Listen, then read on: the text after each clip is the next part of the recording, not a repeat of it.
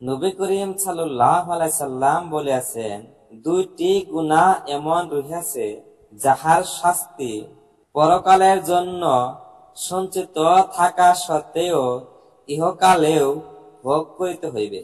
এই দুইটি গুনাহ হইতেছে জুলুম করা এবং নিকটবর্তী আত্মীয়দের সহিত সম্পর্ক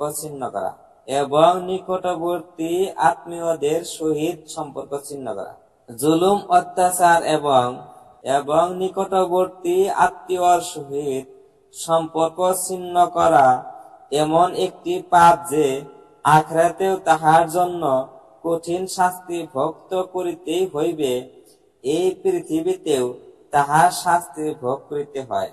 হাদিসে রহিয়াছে, আল্লাহ ইচ্ছা করিলে সকল গুনাহ মাফ করিয়া দেন, কিন্তু পিতা মাতার সহিত নাফরমানি করার শাস্তি মৃত্যুর আগেই প্রদান করেন।